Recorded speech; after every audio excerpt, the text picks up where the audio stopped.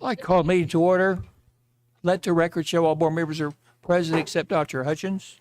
Do I have a motion to approve the agenda? So moved. All those in favor say aye. Aye.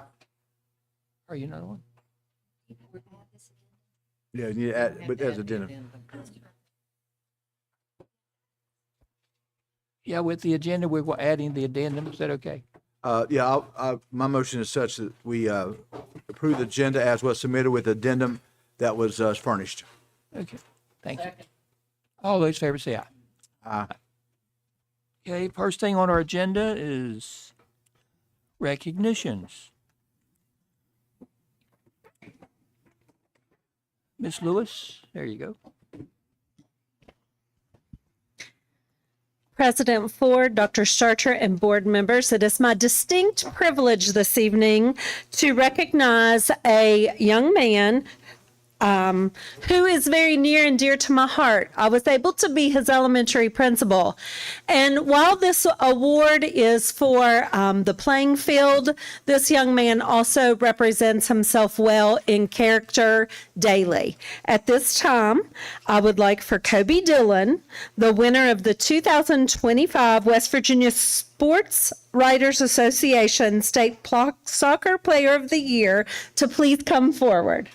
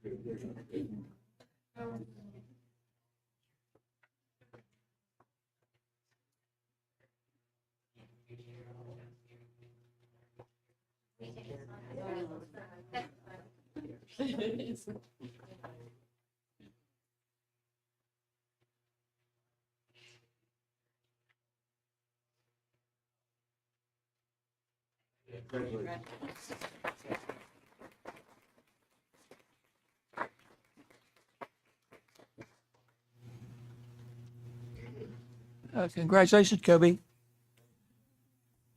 Second, Golden Horseshoe winners, Ms. Hodges.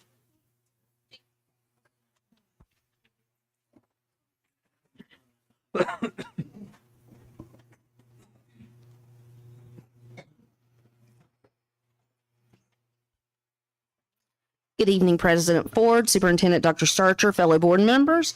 I have the honor this evening to celebrate several students in our middle schools for Golden Horseshoe. The 2025 Golden Horseshoe winners, I don't know if you're aware, but the Golden Horseshoe contest has been going on since 1931, and it makes up, West Virginia history questions. And it's not just, can students, memorize West Virginia history facts, but can they demonstrate it on a written test and a multiple choice test?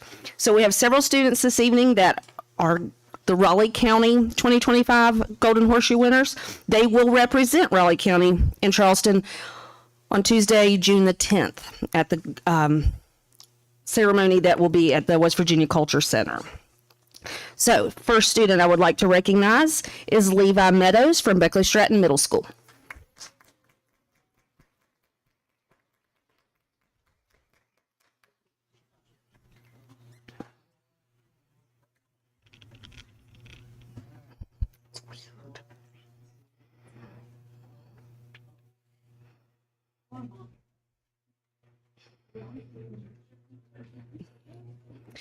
Next, Levi Bage Pittman from Independence Middle School.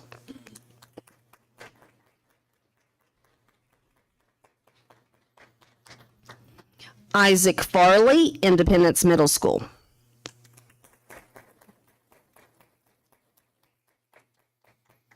John Fernald, St. Francis de Sales School.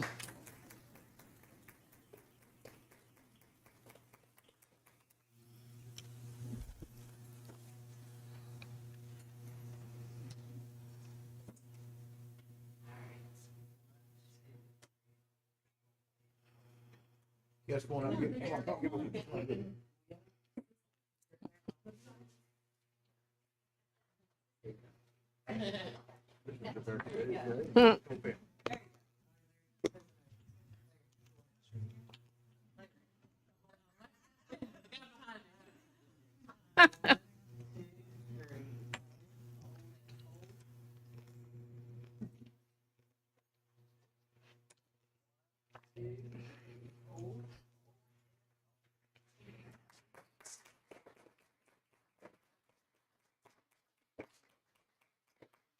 And I received notification this afternoon that our 3 winners from Shady Spring Middle, there must be some kind of a sports event this evening. They couldn't attend, but I would still like to recognize Aubrey Hatfield, Reagan Hall, and Audrey Stevens.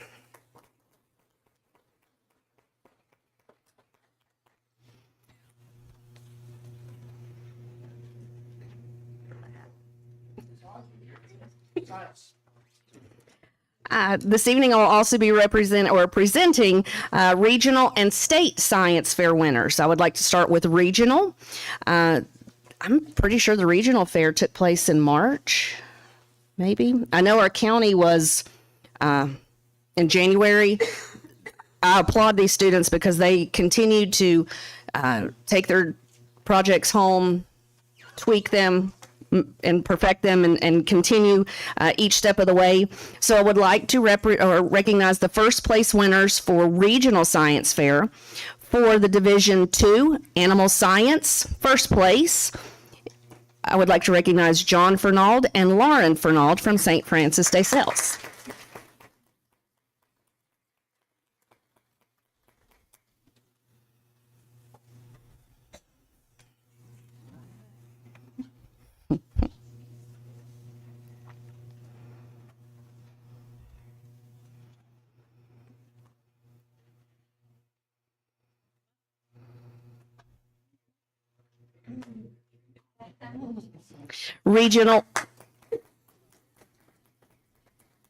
Regional science fair winner in the chemistry division, Jaden Dye from St. Francis de Sales.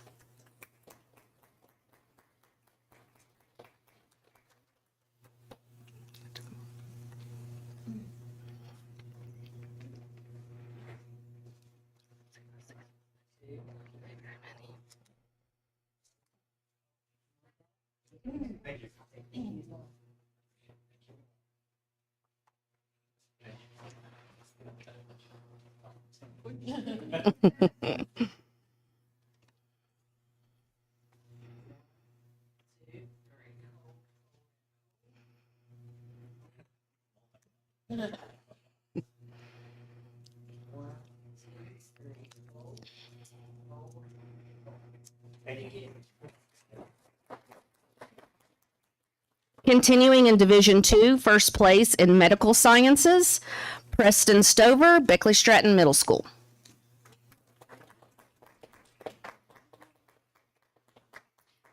Division II, first place physics and astronomy, regional science fair winner, Yashmit Panta Park.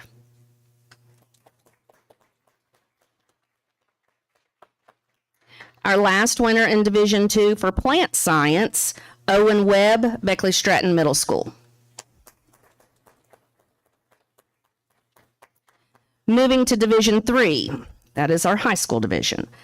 First place for biomedical and health sciences, Sanjay Polisetti, Woodrow Wilson High School.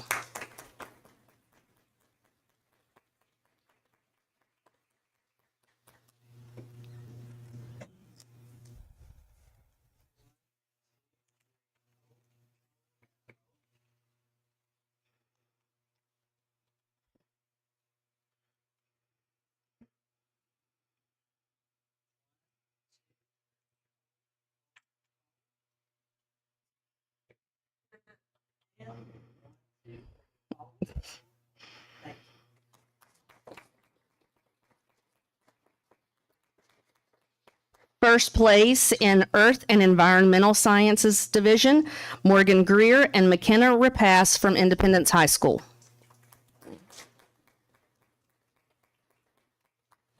Division III, Engineering Technology, Maya Panta, Woodrow Wilson High School.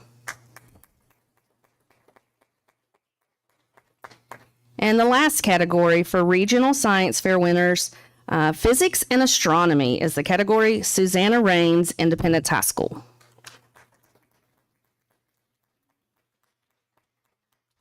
Several of those people get to come back up here. For our state winners, so first place in Division II Animal Science, come back up, John and Lauren Fernald from St. Francis.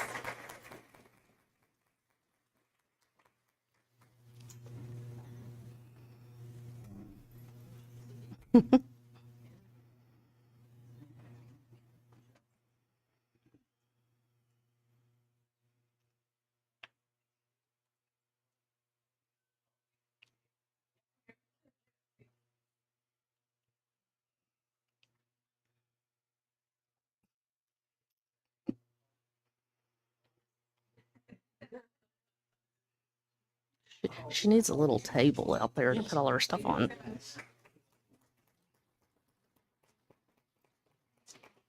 First place for State Science Fair in the chemistry category, Jaden Dye, St. Francis de Sales.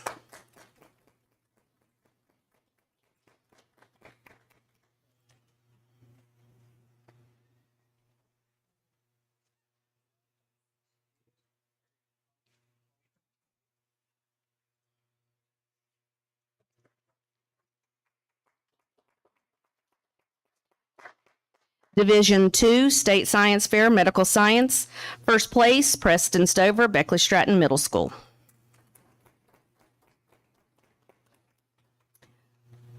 First place, continuing for State Science Fair, category Physics and Astronomy, Yashmut Panta Park. Division III Engineering Technology. First place, Maya Panta, Woodrow Wilson High School. And our last state science fair winner in Division III, Physics and Astronomy, second place, Susanna Rains from Independence High School.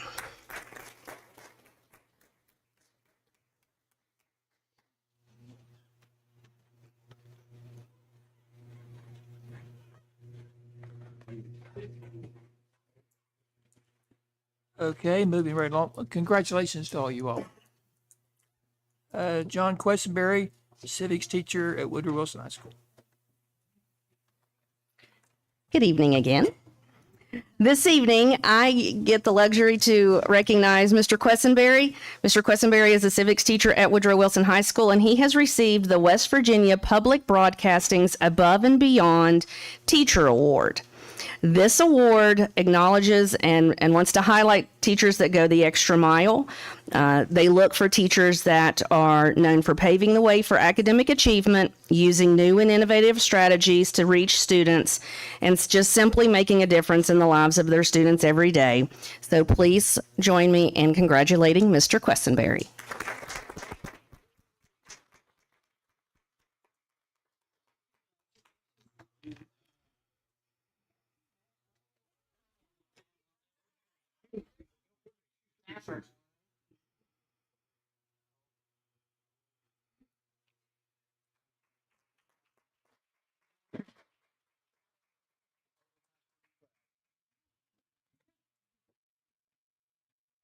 We'll do different. Send out Dr. Starcher. Different.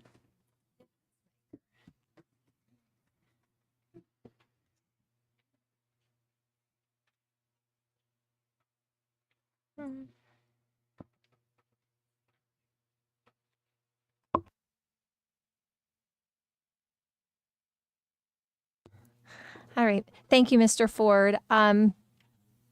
Tonight, I have the honor of recognizing the difference maker for this month. And as you'll recall, difference makers are selected from nominations. Those nominations can be made from anyone, parent, community member, colleague, it doesn't matter. But we review all of the difference maker nominations made each month. And that brings us here this evening. So this teacher is a I'm just going to read word for word what was said.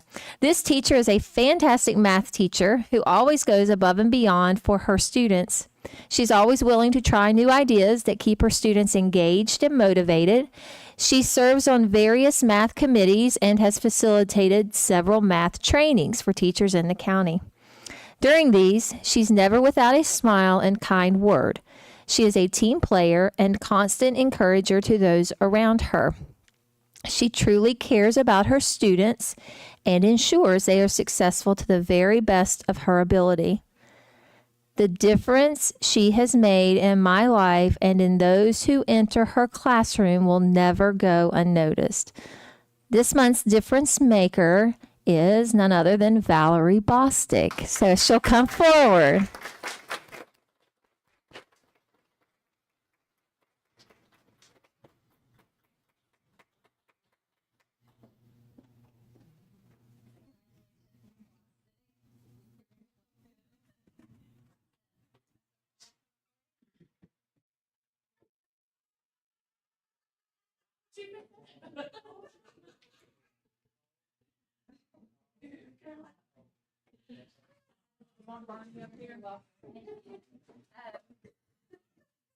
She didn't ask for Bernie to come up with her, did she?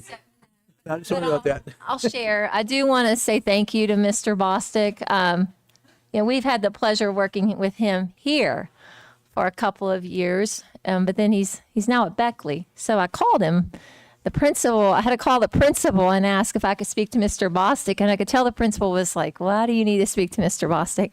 But anyway, he proceeded to say, "I think we can get her there, but I think she might have a hair appointment." And I said, "Don't cause her to miss her hair appointment." But I'm so glad that he was able to get her here and it be a surprise. But she told me she thought it was for him tonight and not her. So.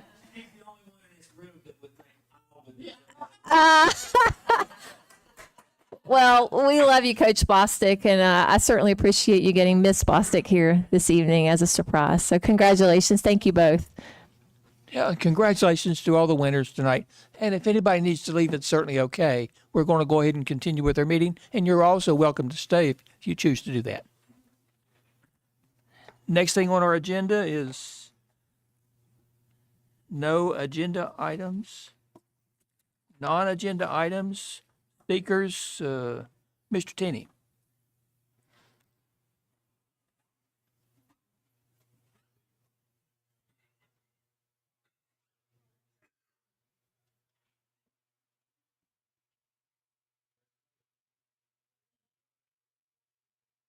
Yeah, get ready to chewing gum.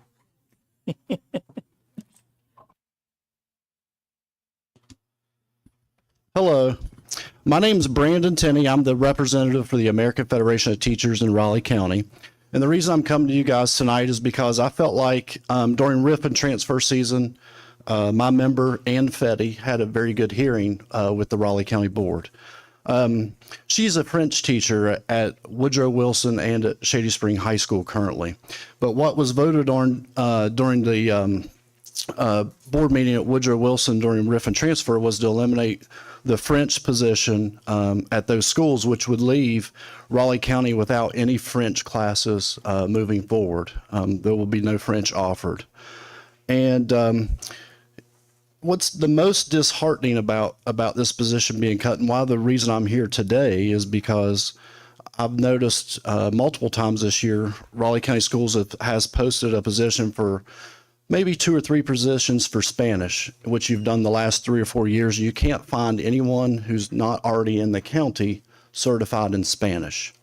So what's happening is there's an online program that the students have to take, and then you hire a substitute teacher, or someone gives up their planning period and then proctors the online Spanish class. As we learned through COVID, online learning is not the best learning for all students. So while I'm here tonight, you're probably wondering, well, why are you here? Well, we want Miss Fetty to stay in Raleigh County. We think French should be offered, and we have a couple proposals in which that could take place in this county. Solve a problem that you can't fill positions, and still keep French alive for those students who want to continue, who've had French 1 and then into French 2. You may not be aware, but Policy 2510 states that you should have you need to have 2 credits of foreign language for college to be accepted for college. And like I said, best practice is to have a fully certified teacher, and you have that here with Miss Fetty. to teach French. I know the county wants to offer more Spanish, but you don't have anyone applying for these jobs that you're posting that's certified in Spanish. And so our question is, why are we getting rid of a certified foreign language teacher when you have one who lives here, wants to be here, and wants to finish their career here? And so that's what we're proposing tonight.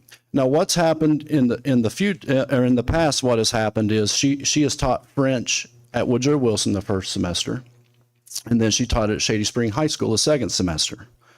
And according to the numbers, basically Raleigh County Schools was saying there wasn't enough students enrolled to keep that position.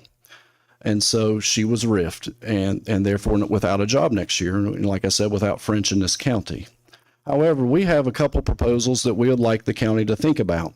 First one being, maybe in the morning, teach French at a middle school, and then in the afternoon, teach it in the high school. Build that French and the passion for that language in the middle school, and then I would assume more kids would take it in high school. Again, you have a certified person here who wants to be here.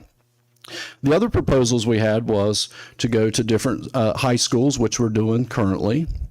And then the last proposal is, if you're going to offer the online Spanish, you're going to have to hire a teacher to watch those students as they're taking the online course. And so why can't Miss Fetty teach at least half-time French and then proctor the other half-time of the online Spanish? You have to have someone anyway, so why not have a certified person teaching some French and then proctoring some of the Spanish foreign language? We just think it's bad for the students of Raleigh County if we totally cut Miss Fetty out of this county. She has to go somewhere else, and no French is going to be offered to any students in the county. And then you're going to have to go around and in turn keep posting the Spanish jobs that you can't find anyone who's certified who wants to come here and teach it. And it's not just a Raleigh County problem. This is just like special ed, math. These subjects are hard to find certified teachers anywhere in this state. But we just feel like there's still a place here for Miss Fetty, and there's several proposals. You can still keep French part of the day if you don't want to have it full time, in which she can then proctor the Spanish, because you're not going to find anyone, in our opinion. You've posted it, I think, 2 times since the beginning of January, and I think you've had 2 or 3 postings. You can't find anyone certified for Spanish. Please don't get rid of the certified foreign language teacher. I know it's not Spanish, but it is French, and keep Miss Fetty employed, and allow these students who've had French 1 to continue on to French 2. They need 2 credits to get into college, and we just feel like there's still an appetite in this county for Miss Fetty to be here. And looking over my notes, make sure I hit everything. But basically, like I said, there's a path forward. You're going to have to hire someone to proctor these online Spanish programs anyways. Why not keep Miss Fetty, let her teach the courses of French that she can feel, and then the time she's not teaching it, allow her to proctor the online Spanish classes. Thank you. Thank you. Mr. Oakes?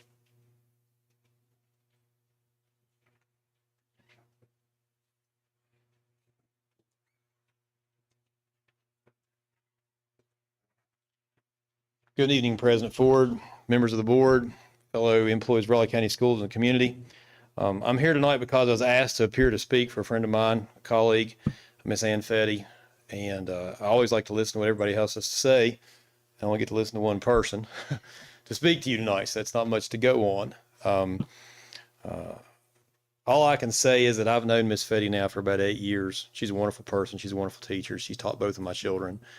And this man's trying to propose something possibly different, and I'm not in a position to make those decisions, but just in one to try to make suggestions. If there's any way that we could possibly do something that would benefit the students of Raleigh County to keep a certified teacher in the classroom, I'd like to see that possibly happen in any way that could possibly be done to do that. I realize that we are in a declining student population right now. I know I've done a lot of mathematics on students, and I believe that we had 13,000 students about 7 or 8 years ago when I was doing some math, and we're down to somewhere around 10,000 students right now. And I'll be honest, I'm very worried. You've heard me voice that opinion, and it's not just about Miss Fetty and other jobs. It's about where's public education going to be in just a few years. And I feel like this is a chance and this is the time that we need to jump on the plan to how do we make changes in education. I've taught for 27 years, and there's some things I despise about school. Part of it is how a bell rings every so many minutes and that everything just rotates on a constant schedule. And things that I don't exactly know how to fix. Would love to make proposals for solutions, and no one ever seems to listen. And I'm not saying that about you all here. It's that no one ever seems to listen. I made a proposal years before when we changed our schedule to go from block scheduling to what we're on, and I was told none of that matters. And now I teach an agriculture class that only lasts one semester instead of an entire year because electives don't matter. And people can say it's however they want to, but they don't. And it really hurts for our classes sometimes to be looked at that way. And the word core makes it sound like it's more important for those other classes. Guess what keeps kids in school? It's either sports or those elective classes and those extra things that we offer. I wear a jacket here tonight that says Shady Spring FFA. I'm very proud of the accomplishments that we have, the things that we do that are extra and outside of the classroom that bring those students in. And foreign language is one of those. I mean, all of us that ever went to college took a foreign language class because someone said, you have to. I would have never taken Spanish if someone hadn't said, you have to take Spanish. And I wish that I could utilize that. I honestly do. I can't say that I do, and especially in Raleigh County, West Virginia. But it was something that did open my eyes and open a door. And seeing those kids come to my classroom wearing those hats when they've done the things that they do in her class for Mardi Gras and all that kind of thing that kids seem to love, and are talking about, we're going to make crepes in class right now. You know, those things that they remember from that class, I think are so important. And I don't want to kick a dead horse. We've been through this all winter, and I wouldn't be here tonight, but my friend asked me to be here tonight. And if she asked me to be here, I don't have a lot of friends in this world that ever ask me to do anything. And if she calls and says, Kevin, will you do that? Well, yeah, I'll stop by and see if I can do anything that would help you out, because I want that program to last. I want those kids to have that opportunity. And maybe some way, somehow, there's some way to keep that there. And he's made several proposals. You know, there's a certified teacher in a room that would probably take a Spanish job, and she didn't go to college to become a Spanish teacher. But if there's some way that she could do that and offer some French throughout the day, there's extra things, I think it'd be wonderful. I'm not going to use up my time. I'm not going to go overtime tonight. I see the clock's running. Last time I didn't even see the clock, so I went too long. I'd like to thank you for the opportunities that we have in this county. Everybody should go work somewhere else. They don't realize how good we have it. We have nicer buildings. We have nicer structures. We have everything, just everything. I have kids stick their foot on the wall like that, and I'm yelling at them because they painted the ag building in the last 8 years, and they haven't painted a school in Summers County in 25 years. So we have a lot of nice things, a lot of nice opportunities. We also need to keep these extra opportunities for our students that I'm scared to death if they start to disappear. It's going to cost us more students, especially in the next 5 years, if I could put my view out for that right there. So thank you for your time tonight. I appreciate it. Thank you, Ms. Fetty, for all you do. Thank you. Katie McAllister.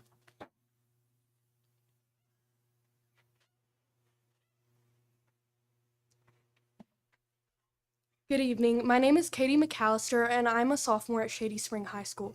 I'm here to speak on behalf of the recent cuts that teachers have been made. But most importantly, I'm here to speak on behalf of my French teacher, Miss Fetty. Over the course of my last 2 years of high school, I've had the joy to have Miss Fetty as my French teacher. During these last 2 years, I've had Miss Fetty for 2 semesters, and during those semesters, she has been able to teach me about the culture of another language, a language that she has grown very fond of. Miss Fetty has been around French her whole life because her mother was also a French teacher. I don't know if you guys know, but learning a different language is very hard. It takes a very special person to be able to learn another language, let alone have the patience and the heart to be able to teach all different types of children. This language and connect with these students. Throughout this language, if you didn't already know, Miss Fetty teaches at Woodrow Wilson High School the first semester and Shady Spring High School during the second semester. She also went to Canada to study French at the university. That is a far way just to go just for school. But she has a passion that not many people have, and she went through with that passion. She's been teaching many years. She only has a few years left until she can retire. During the time I've spent in her class, it has been very fun, hands-on, and I haven't seen Miss Fetty sit down during class. One time, she is always up teaching, making things fun in class. She teaches not only the language, but the culture. She teaches us about various things, how to speak the language, how to write the language. She teaches us about Mardi Gras, which is held in New Orleans. She teaches us about crepes and so much more. She brings the culture to life. Any English that we learn in school through the years, such as verbs, nouns, and more, she teaches us in French. It's amazing how one person can know all of that in English and be good at it, but also be able to teach it in French and know what everything is. Not everyone can do that, but she is one special person. So I'm here to ask you to review this decision because she is a wonderful teacher who loves what she does and she has a special passion for it. She is also the only teacher who comes to the Shady Spring FFA banquet as well. She shows her support for her community. Merci. If you didn't know, that means thank you in French.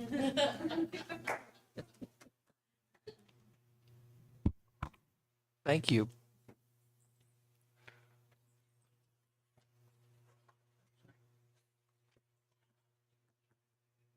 Communications reports.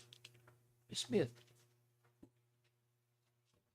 I visited Trap Hill and Liberty, and I just happened to be there on the day Liberty was having the plant sale, and the kids were really enjoying themselves, selling their plants, and proud of what they had done.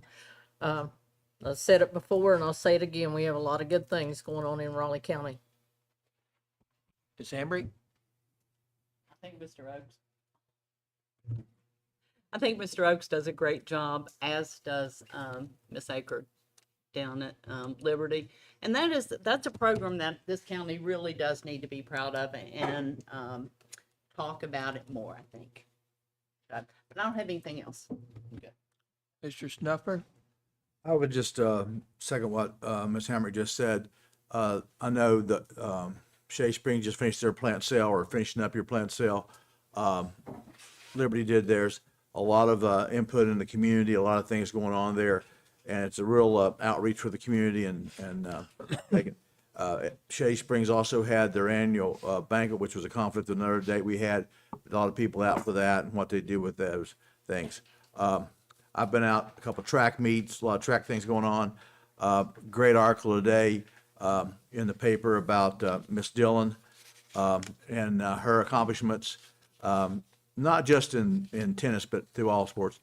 She must take all that stuff after her mom. I don't know, apparently. I mean, I was on that. I mean, poor Kobe, the only thing his dad's going to give him is his hairline, probably.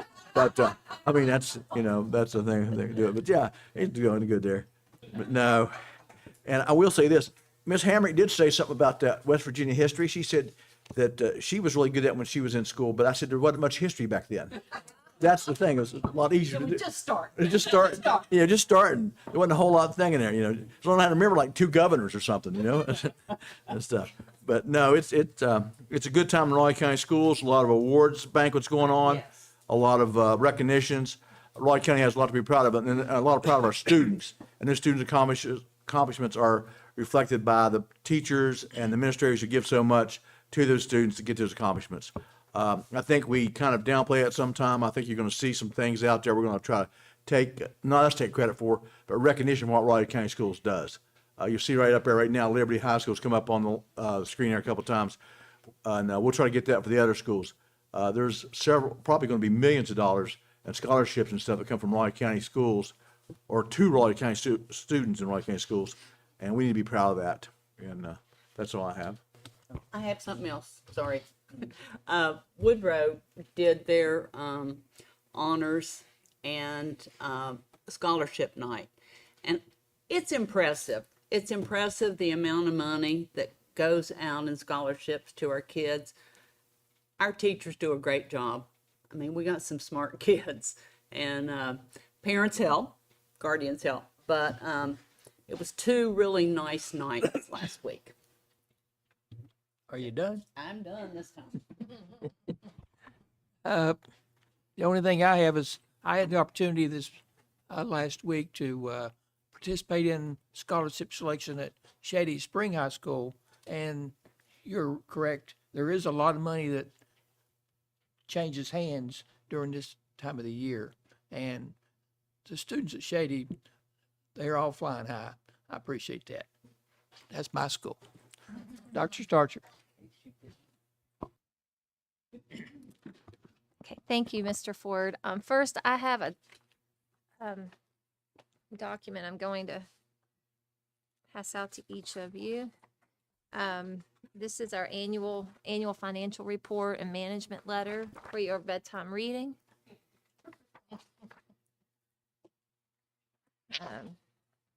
Smith. Who chose to call it? Hess, Stewart, and Campbell, I assume. So I wanted to give you that this evening. As a reminder, we have our Gent grand opening of our Gent detachment. Now, as I have shared, it was going to be outside, but due to the weather, it's going to be moved inside. It will still be at 1 o'clock, and we'd love if some of you could attend. I know some of you have other commitments tomorrow afternoon. The Woodrow Wilson Wetland Project ribbon cutting, as a reminder, is next week. It is May 20th at 12:30. If you don't recall, this is the project Rom and Thomas have talked to us so much about, but that's exciting. It's a project that really originated with students, and it's come to fruition. I appreciate all of our directors being here this evening and assistant superintendents, but I do want to call your attention that Rose Kelly has joined us.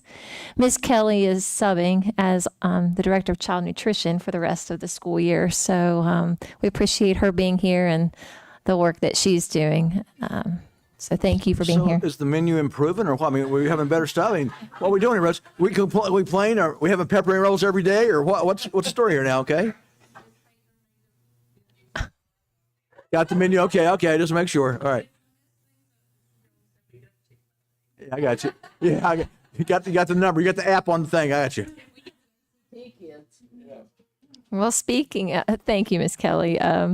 I saw on Facebook, she said there was something wrong with her husband, got to stay asleep. I think it was yesterday, and she was coming to work because he recently, yesterday was his first day of retirement, I believe, and she's back to work for a little while.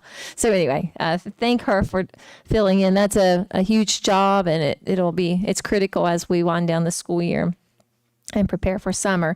Speaking of our ACT Pro Start program, I believe this is our first board meeting since we've completed our banquet season. So I just again want to recognize our Pro Start program.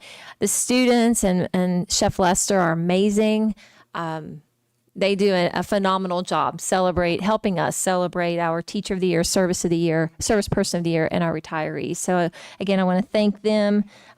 We had 3 great evenings there, and then certainly our scholars at the convention center. It was a good recognition season. A couple of announcements. I'd encourage anyone that was, if people out there listening, if they were planning to attend our auction on Saturday, the auction could still happen, but we may have to postpone it. So anyone interested in attending the auction, just stay tuned. If it is going to have to be rescheduled, we'll make sure we got that on our website and Facebook page. But as some of us know, our auctioneer that we have used, he passed away this weekend. So we're in the process of trying to secure another auctioneer. We're just not sure that we can do that by this weekend. We're hoping to have some information tonight. Miss Polly, can you pause that? When it comes back around, will you pause it? Someone showed me earlier that you can pause it right there. Will you pause that? Thank you. Mr. Snuffer alluded to this earlier. This is information that Liberty High School recently submitted regarding its senior class. So just in case, I think everyone could see it, but for those watching, Liberty High School has the senior class. There are 38 CTE completers, and 11 of those are double completers, so meaning they've completed 2 programs. College-bound students, we have 59 students. For those 59 students, they have received a total, as of today, $571,850 in scholarship funding for next school year.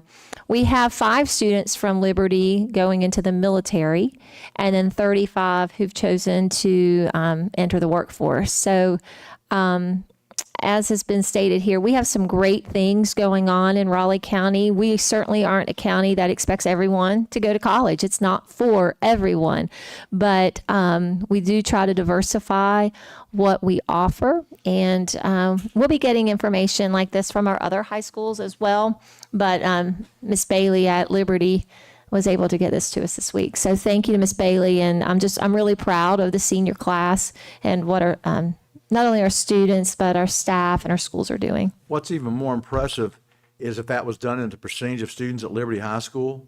I mean, those numbers are impressive, but that's not a 300 student class. It's No. well over 100 and something. So the percentage is We outstanding. can add that too. That's a good point. We can add the number of graduates Right. from each of the high schools, so people could calculate the percentages. And Yes. so, I mean, it just stands out those numbers even more when you think about the success that schools had, and all of our schools will have success, I think. But it just shows what we do in Raleigh County schools. I think public education is kind of attacked sometimes, and we don't think we're doing a good job. And I agree with Kevin. A lot of people are trying to say, well, you can get this there, whatever. They don't realize what's all available to them just in public schools. And this shows what can happen and what does happen on a daily basis, and kind of goes under the radar and not noticed. And I just want to thank, again, all the teachers and administrators and the students and the parents for what they put in. And public education, I think, corresponds with success. How many kids did we have at the honors banquet that had a 4.0 or higher? 149. I mean, that's impressive. Yes, That it is is. impressive. I like the quote. Miss Stafford, Melinda Stafford, put this together for us, but she included this quote: "Behind you, all your memories; before you, all your dreams; around you, all who love you; within you, all you need." And that is just so true. I believe our seniors are prepared to take on whichever of those they're choosing, but we certainly, obviously, wish them all the best. But I do believe they're very prepared to enter those worlds. So anyway, we will have this information for our other 3 high schools, and then ACT is providing information as well. It'll certainly look a little different given the nature of ACT, but we'll have that up soon. So I wanted to share that with you. Thank you, Ms. Pauley. It's been a long time coming, but I believe, unless Mr. Daniel and Mr. Dillon tell me otherwise, I believe the park floor is to begin being installed tomorrow. So that was our latest update yesterday. So the park gymnasium floor should start to go down tomorrow, and I believe it's a 4 to 5 week process. So I just wanted to share that with the board. Just a quick question on that. Do they have to, that floor, when they bring it in, let it, what do you call, not sensitize, but let it get used to the humidity in the gym? So- they lay it? Am I correct on that? So yes, they have to test the humidity level, Right. and the humidity level is not where it needs to be. Okay. So I figured- It has failed the test twice. So the company, Radford, has been approved to use what's called a vapor barrier. And that will be put down, and then the floor will be placed on top of that. The company, the flooring company has approved the use of the vapor barrier, and then ZMM did as well. So it doesn't void any warranty or anything like that on the Correct. floor? Okay. that's Yes. because I know there's a thing on that that's been a problem in other places, not here, but I know that. Okay, thank you. Yes, or Dave Ferguson with ZMM has worked with Radford and then received the proper approvals, if you will, so that we don't void the warranty. 2 years behind now? Thank you, Ms. Hamrick. Yes, I hesitate to, we have made it absolutely, I believe, as crystal clear as we can that gym is to open in August. So that's where we are. The last thing I have, if you will recall, back during the hearing season, personal hearing season,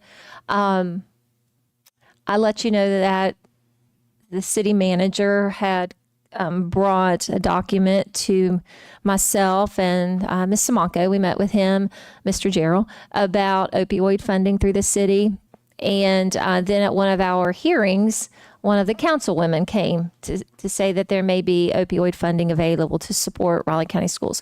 So we have recently submitted a proposal to the city, and we've not heard back from the city yet, but that's okay. I know they meet tonight, but we did recommend several things that we could do with their support. Those steps or supports that we could provide, we categorize them in the areas of early childhood education, social emotional learning for all students, addressing the use of vapes and opioids, and then public relations and media campaigns. So it was about a 5-page document that we submitted. I'd be happy to share a copy with you if you'd like. Currently in the process of revising it, and then we're going to submit it to the county commission as well. The county, one of the commissioners has been in discussion with Mr. Dillon about the purchase of a program for our secondary, middle, and high school students. So those discussions are ongoing, but I just wanted to update you since we had both of those people come, suggesting that there may be funding to support the school system, and we have made that application. That is all I have. Thank you. Thank you. Okay, I have a pre-K. question, sorry. Go ahead. On the city's opioid money, would that money just go to the city schools and then the county commission then would get Okay. the rest of the county maybe? So with much of what we submitted, that is correct. We asked, that's why the document's being revised, so it can show what we're requesting of the county to support the schools outside of the city limits, with the one exception. Mr. Dillon, in his conversations with a commissioner, that commissioner has indicated a desire to purchase this particular program for all secondary schools, both in the city and throughout the county. So that's the only exception right now in the document and in the request that would be countywide. You're welcome. Thank you. Pre-K Expo report, Ms. Blankenship. Good evening, President Ford, Superintendent Dr. Starcher, and board members. We had the Preschool Expo on April the 17th, and I just wanted to report out about the expo. It was a huge success. We had 55 booths total. We had 24 community partners that actually set up at the expo. We had 5 faith-based or private schools, and of course Head Start. And then for Raleigh County, we represented 24 of those booths. And if you were able to visit the expo, I felt like that all of the booths this year went above and beyond to make sure that their booth looked amazing. The staff and the teachers were interacting with the students, and it was a great day. And also, the Office of Special Programs, they provided a sensory room this year for the students that needed that space. We had screenings for vision, hearing, speech, and then Liberty Dental was also in attendance, and they were performing some dental screenings for the students. And we had in attendance, we had a total of 527 in attendance, but we had 189 students. And as of today, we have 549 preschool applications submitted, and we have placed 526 students. And as Ms. Hemrick was saying, we have a lot of smart students in Raleigh County, and we do, and their educational experience for most of them begins in preschool. So I have just a little slideshow I'd like to show everyone that from pictures from the Preschool Expo. Oh, getting ahead of myself.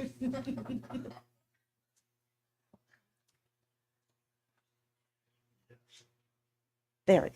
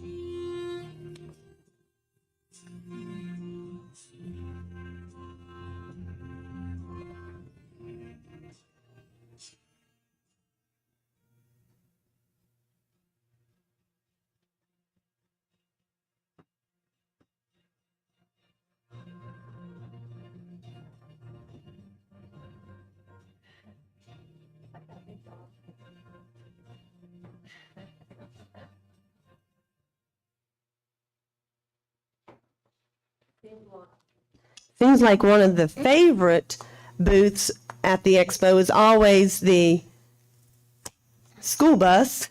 As you notice, there were a lot of pictures with the school bus, and then, of course, the bouncy house that I did not include as a booth. But I would like to say a thank you to Access Health, who also sponsored the event, and they provided all the trikes for the winners and the helmets. And just a big thank you to all of the departments at Raleigh County School that helped to make this a success. Thank you. Do you have any questions? Thank you. Thank you. If I may, during that presentation, just to let the board know, if you haven't looked at it already, the proposed federal budget zeroes out Head Start. So, Ms. Blankenship, we have 5 Head Start classrooms.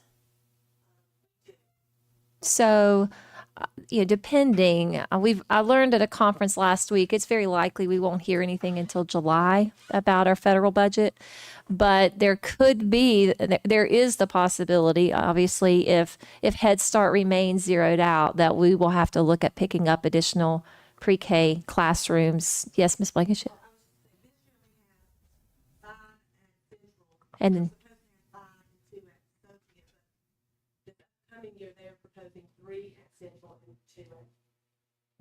so they were already planning to reduce 2, which leaves them with 5. But there is a chance that we will have to add those, not only teachers, but aides to our budget if Head Start remains zeroed out. I just wanted to share that with this pre-K update. How many, oh, you may not know. Do you know how many students that would approximately be? Around 314 that they can take at Head Start. Head Start can take, so that we'd have to absorb those children if they were Yes. out there. But wait, all 314 aren't in those 5 classrooms. Those 5 classrooms would have a max of 20. Right. So that's 100 students. Right. Because Head Start also just takes 3-year-olds. Yeah, I know they Yeah. do 3s. And we only don't take have to 3 do with that. Special needs, right? Exactly. Right. But we hard to tell how many those may be, but yeah, could be, It would be at least 100. right?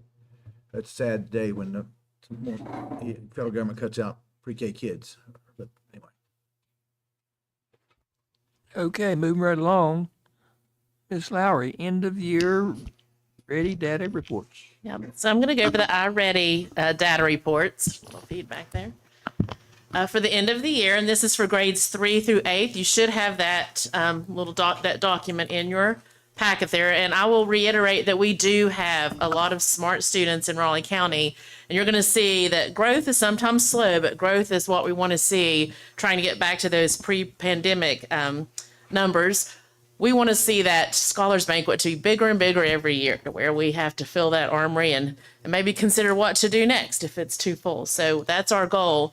And I know our staff here, our curriculum staff, is really focused on, we want to be in the top 10 counties in West Virginia. We're 12th last year, so we're really focused on that. So this year-end data is grades 3 through 8, like I said before.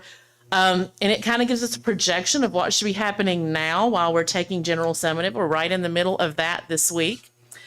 And if you look at that English section first, in the first column is the end of the year from last year, this exact time last year. And then the column beside that, this tells how many students were proficient in both times, year 2024, and then the column beside that is 2025. So 19 of our 22 schools have more students proficient this year than they did this same time of year. So 19 of 22. Some schools, just to point out, if you'll look at Gent, they're up to 60%, and Mabscott, we're super proud, is 58%. Maxwell Hill at 72. So you'll see a lot of growth on those 2 pages there. Trap Hill is 43 from 36 the year before. So a lot of growth from one year to the next. The 2 red columns you see is the same thing, except students that are 2 or more years below grade level. So they're 2 or more grades below. So 18 of our 22 schools have less students in that column than they did last year. And that's what we want to see, is where we're closing that gap. If you look at our county, we were 7% more of our kids are proficient, and we have 10% less that are 2 or more grade levels below. Progress towards typical growth, you'll see that a few columns over. We want that to be 100% for every school every year. That is the middle student. So if you look at the county, we're at 137%. That's the middle student in our county in grades 3 through 8 had 137% towards typical growth. 100% means you grew a whole year. So half the students did better than that and half were lower, but that's exceptional to have 137% towards typical growth. All of our schools met that in English, and all of them met stretch growth, which is 33% should be the goal, and that's closing the gap. The columns I really want you to pay attention to are those last 2. That is our GSA results from last year, which is what we're taking now. And then that very last column shows, based on this data, what we're projected to do right now during this time. We're projected to have 11 out of 22 schools surpass what they did last year, which that's just 50%, but that's just a projection. So we're hoping that our schools definitely reach that, and as data comes in, we'll start to see that. But I think what I want you to notice is that column of GSA from last year is a true really indicator of what we ended up with if you look at the very first column. You'll see like Beckley last year had 31% proficient, and their test score was 33. Bradley was 50%, and their test score was 50. So I think what we can take away from that is that last column, those projections are pretty close to what we should have. So we're hoping to see that. Maxwell Hill, if you look, there's projected to do 67%. So a lot of schools are projected to do significantly higher. And if you look at that second page, I just wanted to point out Stratton, they had 50% of their kids were 2 or more grade levels below last year, and they've reduced that to 32%. So that's what we're wanting to see, and you'll see a reduction there of all those greens or reductions in that number. So that's what we want to see, and start to see that growth and closing that gap. And then if you look at Independence Middle School, they had 200% towards typical growth. So very good there. The next 2 pages, if you'll go over past English, is math. Get you 1 second here real quick. Absolutely. Looking at those data. I mean, I just want to bring a couple things that it makes it, I don't want to say it makes the data better, but it makes it think realistic. When you look like Hollywood, I mean, they're still 65%. They were 76%. Absolutely. So it's not like they were, Absolutely. they're still hiring probably every school in Absolutely. the county, okay? Absolutely. So, and there's a couple other schools like that. Yeah. We may not project them to be at that But they're still very thing, high. but they're very Absolutely. high. So Absolutely. you still want them growing, but the higher you get, the harder it is to keep growing. It is. You know. We don't want to see regression though. We Right, want right. to, because then Keep that's going. where that scorecard comes into play, Right. that you want to have to meet that Right. target every year. Right. But yes, they're still very high. Yeah. Yes. Yeah, you'll see that through there. Okay, so if you're looking at math, we had 18 of our 22 schools have kids more proficient this year than they were last. Once again, just like you said, Hollywood's still very high with 65%. You'll see Mavscott has 51% better, Maxwell Hill 60. So you'll look through there and see that data. The county is up 6% in math, and we're down 9% of the students 2 or more grade levels below. And then if you'll point out those schools with single digits, that's something to be recognized as Clear Fork, Crescent, Gent, Maxwell Hill, and Stanford are all in the single digits of the number of kids that are 2 or more grade levels below math. So that is significant, and we're super proud of that. Some of those are drastic decreases, which is phenomenal. We're really proud of that. So 9 schools met their typical growth here. 100 met stretch growth towards closing that gap. And then 19 of our 22 schools are projected to perform higher than they did last year on GSA. So if you look down through there, you'll see that. Just like you said, Hollywood had 80% last year. They're projected to do 70, and always that could come back even higher. So that's just a projection that we have there based on this data. If you'll note Cranberry, that's a significant growth. Mavscott again, Maxwell Hill. So a lot of schools there are showing a strong projection. Shady, you'll look down through those scores there. Are there any questions about that so far? Okay. So the last 2 pages just kind of shows, we put our schools in order there, and you'll see ELA and math together for elementary first, and that just shows the percent proficient, how they ranked. And just like you pointed out, Hollywood has the most kids proficient in ELA, Stanford in math. Growth from fall to end of year, Clear Fork and Mavscott are there at the top with the most growth from their fall to spring. Then you see typical growth, and then how they're projected to rank in the GSA. So you'll see that for math and ELA for elementary on that page, and then middle schools on the last page.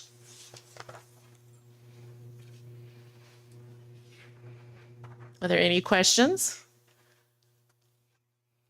Just a comment, and you probably know this data and look at, the one middle school just doesn't perform, or is not performing right now. Do we look at the grade schools that come into that school? Are they performing before they get there, or are there problems before they ever get to the middle school? There's definitely a problem. You look at the, And so if you'll, they're down 4% on the projection for reading, and then for math, I think we are showing them an increase a little bit. But there's you have 47% of the kids below 2 years below grade level on math, and then when you come to reading, you have 45%. So those, I just wonder, we track those students. I know you do. yeah. But the feeder schools. Right. Feeder schools. And if you'll go back and look at those first charts with those feeder schools, they some of them do tend to perform lower than the others. Yeah. And remember, it is 6th through 8th grade, so it is that whole gamut averaged together. Right, to do it. So. But you're right. We will break this. We do break this apart by grade level, teacher, student, and dig down deep into that. Same thing with GSA. We're able to do that as well. Yeah. Oh, well, hopefully those projections hold true, or we outperform them a little bit. Absolutely. Thank you. All right. Thank you. We have no unfinished business. Policies and procedures. The following are to be placed on 30-day comment. Approve revision of F.6 parent and family engagement. President Ford, this is a policy we revisit every year. It's the parent family engagement policy. So it's required that we update it every year, and you will see there's been a little bit of more change than normal. But on the first page, Ms. Reeve has added the statutory definition of parent and family engagement. You'll see that on the first page, and that's actually the largest change in this policy. But I would recommend that it be placed on 30-day comment. I move we put policy F.6, parent and family engagement, out for 30-day comment. Motion's been moved and seconded. All those in favor say aye. Aye. Motion carries. Approve new policy D.3.4, student right to privacy. Dr. Thank you, Mr. Ford. Based upon the federal legislation titled the Protection of Pupil Rights Amendment, that amendment requires boards of education to have a policy detailing the Protection of Pupil Rights Amendment. So as we drafted this policy, we saw it fit to also include FERPA, because that again is a student right to privacy. So you'll see in this policy, we have both FERPA in section 2 and then PPRA in section 3. This is a relatively new piece of legislation. So we do need to adopt a policy. We are required by federal law to receive parent input in the development of this policy. So we met with our Parent Advisory Council. That advisory council provided some feedback and actually recommended some additions to the policy. So we've done that. But we are prepared to place this out on 30-day comment if the board would so approve. So that's my recommendation. Have a motion? I move we put policy D.3.4, student right to privacy, out for 30-day comment.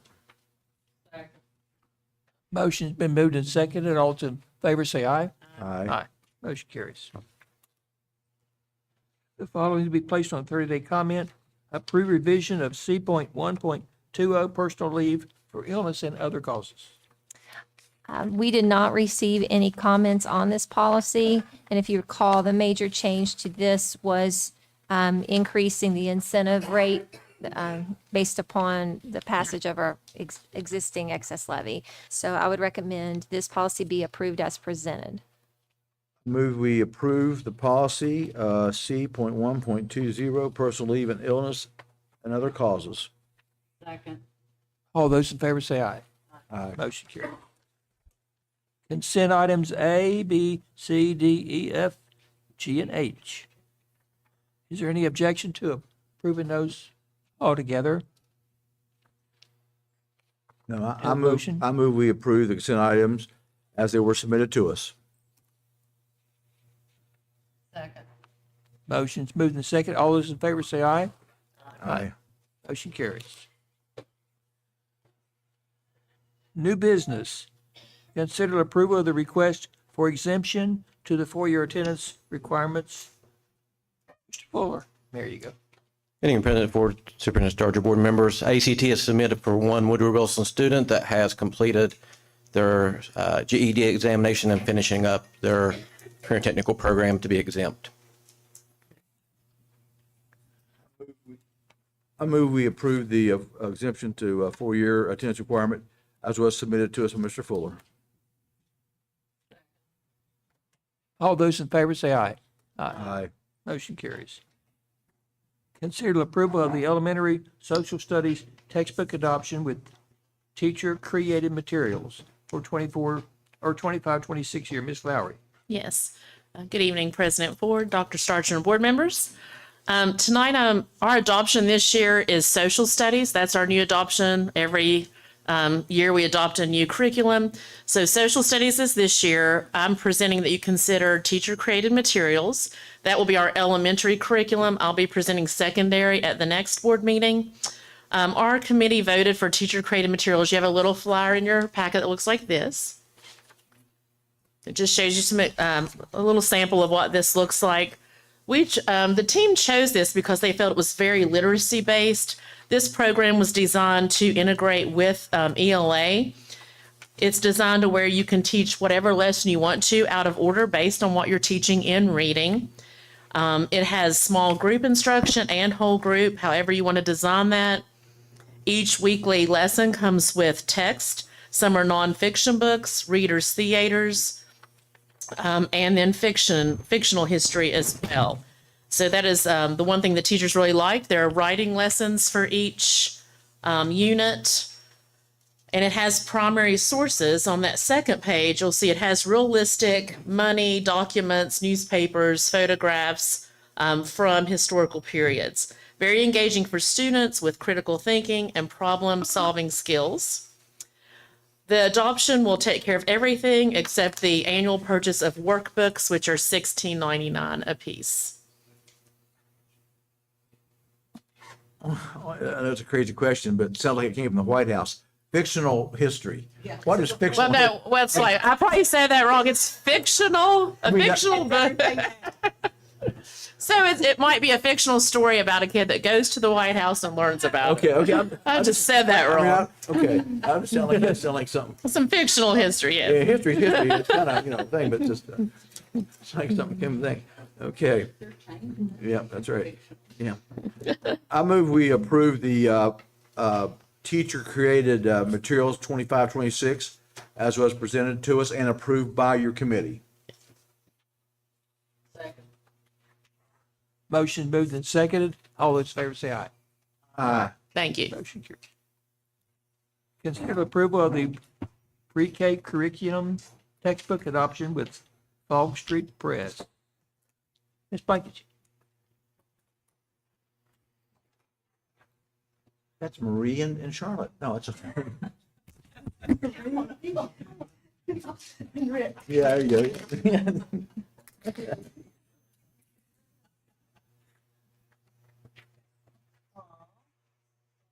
That's cool. Once again, good evening, President, Board, Superintendent Dr. Starcher, and board members. So the preschool textbook curriculum adoption is, the committee met and we, of course, went to the rollout in Charleston, and then I also invited 2 vendors to come in and present to any of the preschool teachers, and of course I invited Head Start to see which curriculum they would like, because I really wanted all of the teachers' input because they are the ones in the classrooms. And so we had 2 presenters, and all of the teachers voted and the committee voted, and we all voted, or they voted on Frog Street publications. Of course, we love the frogs, but that's not what sold it.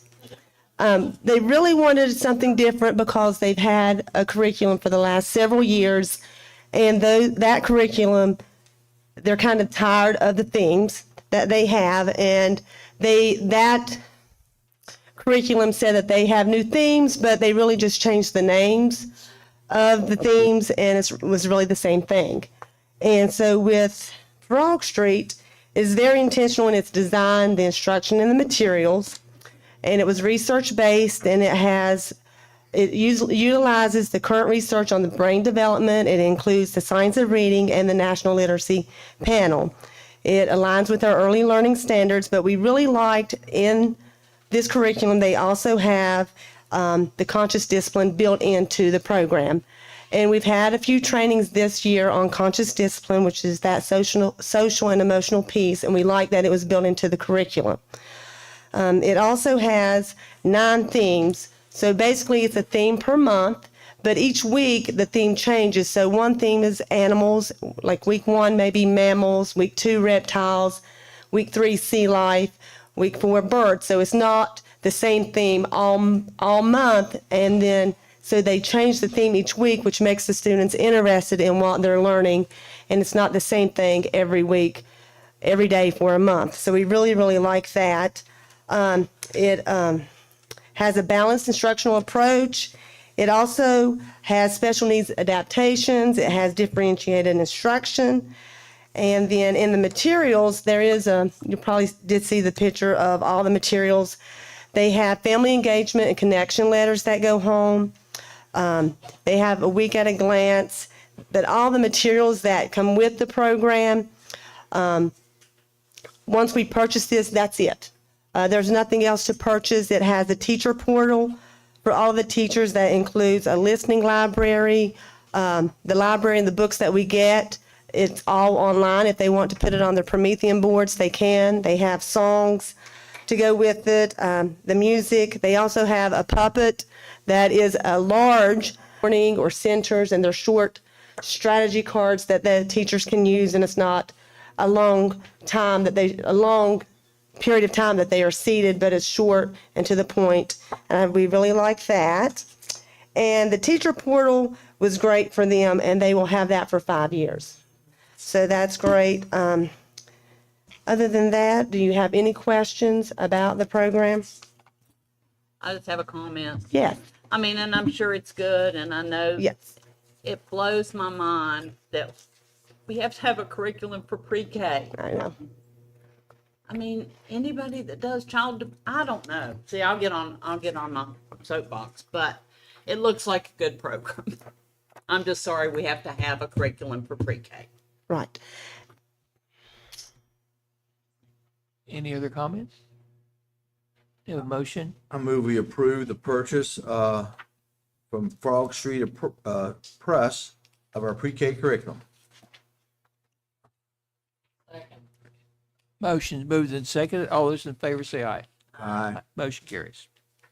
Consider approval to rescind recommended bid for the Gent Elementary flooring initially approved on April the 8th at the board meeting. President Ford, my recommendation would be to rescind the board action taken on April 8th.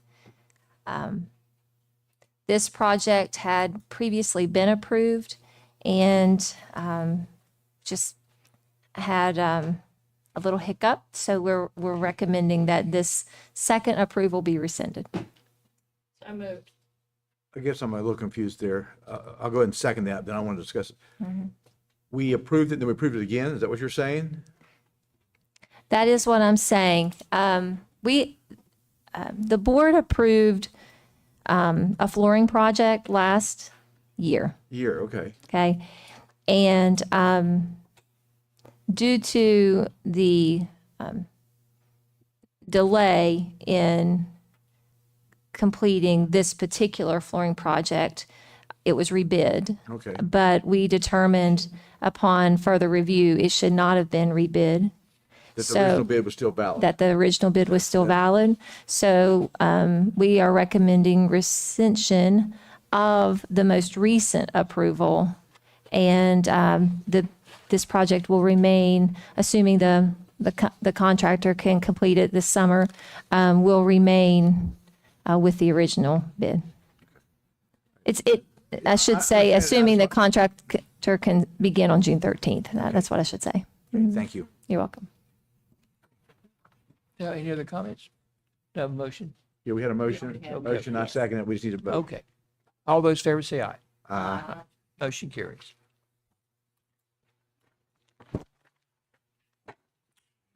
I have a question here, if it'd be okay with the group. The next thing is addendum E. Would it be objectable of everyone if we held that to the very end and went ahead and we need to go to executive session on that? That way we could go ahead and do the other items and go into executive session at the end for that E, if no one objects to that? Okay, that's fine. Okay, then we can go on in and then we'll bring it up as the last item, okay? Okay. No, we don't. So we're going to hold off on that to the end. So the next is approve superintendent's recommendations for personnel 24-25.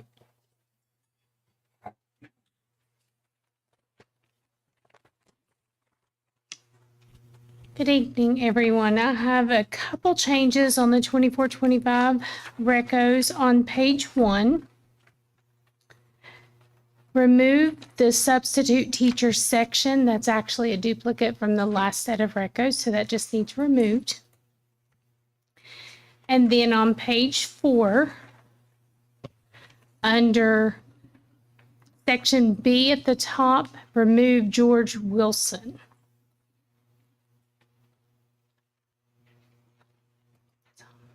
That's all.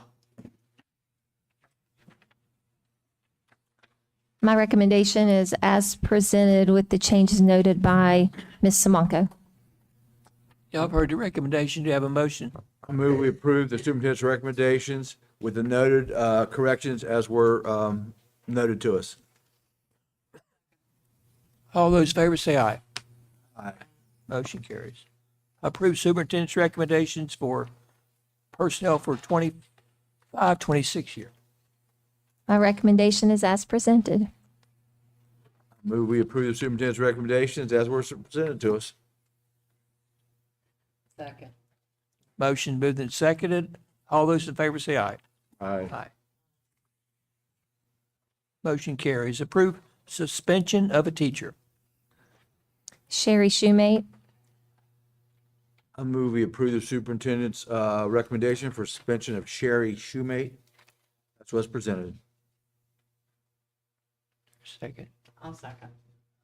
Motion moved and seconded. All those in favor say aye. Aye. Motion carries. Approve suspension and termination of an employee. Derek Brooks. I move we approve the superintendent's suspension and termination of Derek Brooks as was submitted to us. There's a second. I'll second. Motion moved and seconded. All those in favor say aye. Aye. Motion carries. Okay, so now we're down to, I move we go into executive session to discuss the possible action on a safety and security item. Second. all those in favor say aye. Aye. Aye. Okay, Would it be possible if we clear the boardroom for the executives?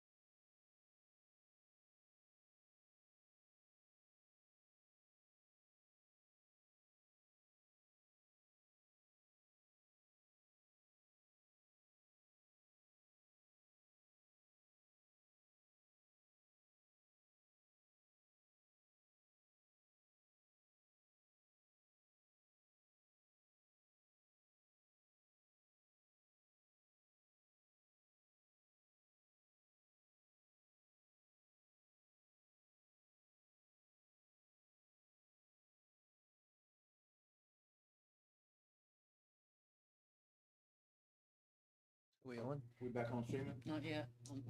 Waiting on BJ. Good. Okay, let the record show we're back out of the executive session at 7:25. So on our agenda, discuss and possible action regarding safety and security item. I move that we authorize the superintendent to pursue the security and issues that we discussed in executive session. Second. All those in favor say aye. Aye. Motion carries. That's all we have on our agenda. This meeting is adjourned. 8 in the morning.